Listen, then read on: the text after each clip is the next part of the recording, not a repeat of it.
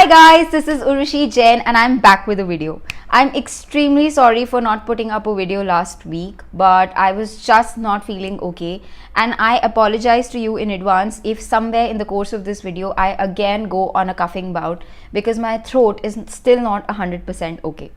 But the topic for today's video is why MBA and the answers that some of my friends gave to this question and happened to get selected in wonderful MBA colleges in India. So guys, before I jump into this video, let me just inform you that the next week on Tuesday, I'm going to be putting a very interesting video on how do you answer or how do you justify quitting an year or dropping an year for your MBA preparation. So if it's something which makes you anxious and you feel you can benefit from that video, then go ahead and subscribe to this channel and hit the bell icon so that as soon as I put up that video, you come to know first about it. So moving on. Now the very first answer that I'm going to read to you is by my friend Priya Sharma, and Priya already happened to be married when she was preparing for her CAT. So you see she has a very obvious question that would be thrown at her during her MBA interviews, and this is how she answers the why MBA question. I want to learn managerial aspects which I felt were not so polished during my work life. I see this as a ladder to work in a leadership position. I have always wanted to work for women empowerment, and I believe you should be the example you want to see in the society. I want to be known as someone who chased her dreams, worked hard academically to reach her goals. I want to defy the Indian mentality that Indian women become complacent after marriage. My marriage has pushed me even more to take on new challenges, and I feel MBA is the first one I would love to conquer.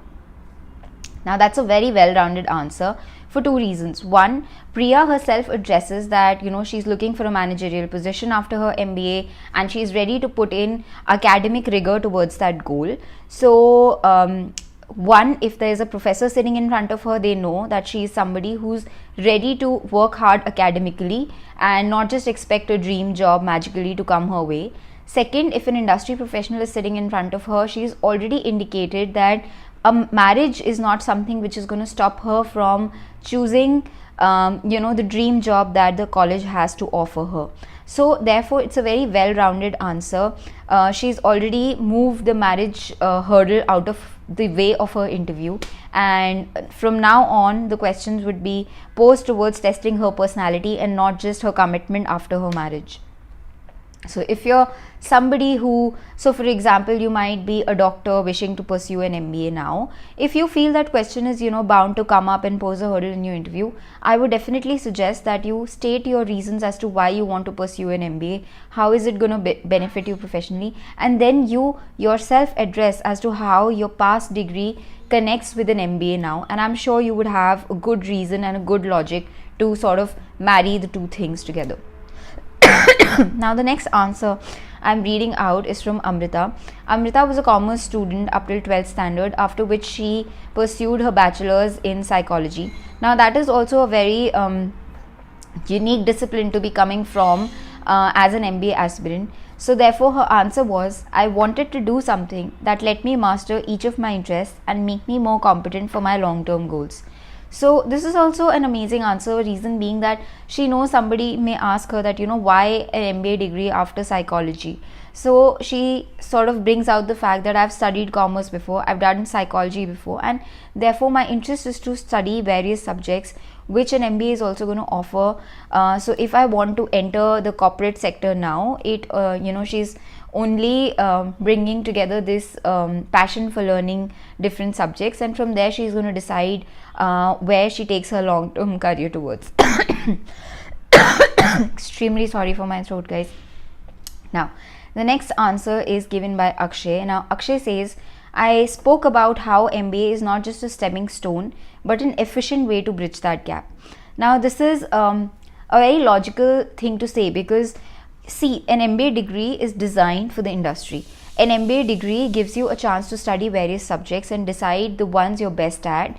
An MBA degree gives you a chance to work in project groups where you're thrown together with different kinds of people again and again. So therefore you have to find ways as to how you would make things work with people who have very different working styles as compared to you, and that's how you learn how to You not necessarily might be somebody's boss always. You might be working with an equal, and still as an MBA you're expected to give results. So the curriculum of an MBA program is very efficiently designed to sort of make you move from a graduation level job to a post graduation level job, and that's why he says that it's an efficient way to bridge that gap. So guys, you've heard as to what answers people give. I would also give you 2-3 pointers as to things which I didn't know I would get out of an MBA, and they definitely made the degree worthwhile, which you could sort of use reasons as to why an MBA. So the first thing amazing about an MBA is that in the IIMs as well as in most MBA colleges in India, like for example my college MDI Gurgaon, we have compulsory subjects during our first year of the degree, which means that in the first year you don't just study finance or don't just study marketing. You have to study technical subjects like operations, human resource management, communication skills. So they make sure that you get a flavor of things you've never done before in your past, and you reach a certain level of knowledge and threshold in all the basic disciplines that you would require during your job. And also it gives you a wonderful chance to know which subjects you might have never explored in your past but you're good at and can pursue as a career option.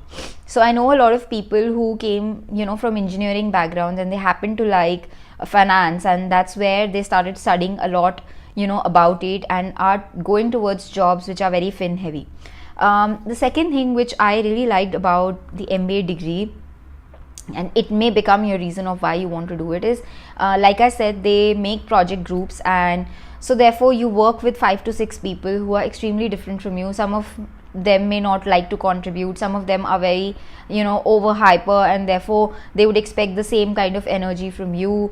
Sometimes some subjects are very important to a few people, they are not so important for the few others in the group, but you always have to learn to make things work for you in the best way possible, and that is also an amazing learning that you get out of an MBA degree.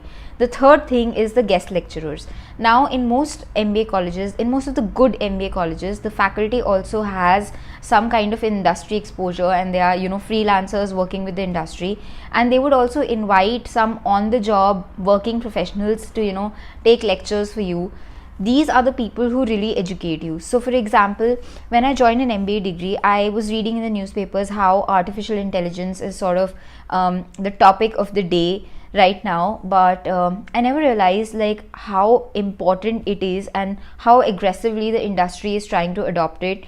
May it be pharma, may it be a drugs company, may it be a tire company, may it be a foods company or a technology company. AI is coming everywhere, and therefore it sort of made me open my eyes to the fact that it's an industry of the future, and I should keep myself abreast with whatever is happening in this domain, so that when I join the job sector, I know sufficiently enough about it to keep myself relevant in the industry.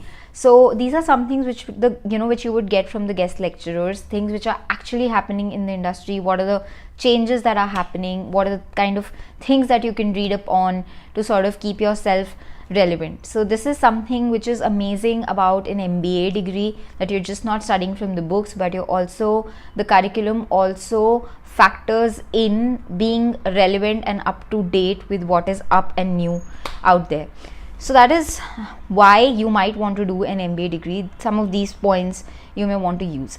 Now coming to the third and the last part in this video is there are two kinds of panelists that might be sitting in front of you when you answer the why MBA question. One is a professor, or it could be an industry professional that the college has requested to sit on its panel.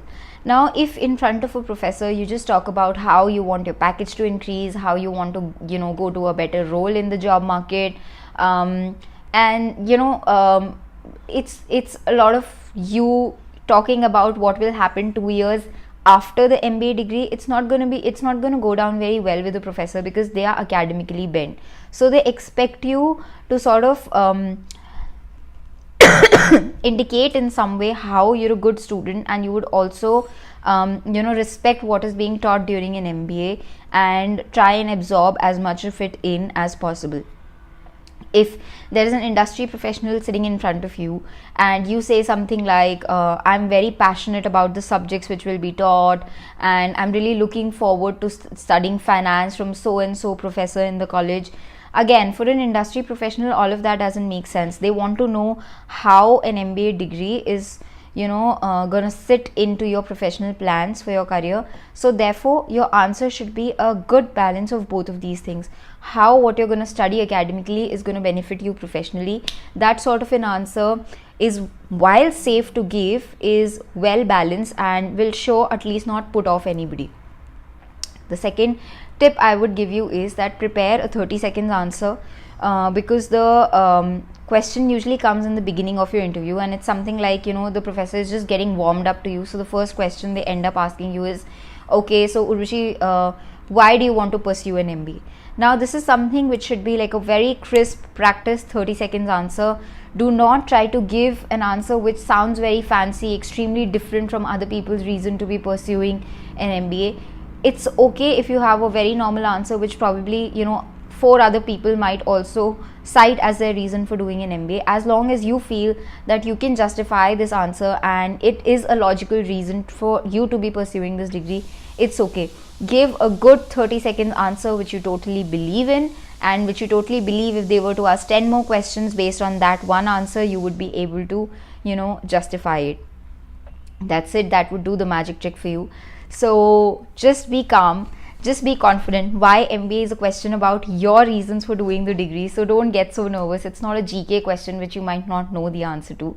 Be comfortable, smile, be very confident as to why you're sitting in this interview, why you want to be in that very college, how that college is going to fit into your story of MBA. All of these things are going to make your answers stronger. They're going to make you feel confident, and they're just going to get you selected, God forbid. So best of luck, guys. Like I said, please subscribe to the video and leave a lot of comments, because every time I read amazing comments from you, it just makes my day. It motivates me to work harder and research harder and come up with better videos for you. I hope to see a lot of you in the subscribers list next week. And please let me know anything else which I can talk on, which might relieve your anxiety during this period of preparation. Goodbye, guys. Mwah.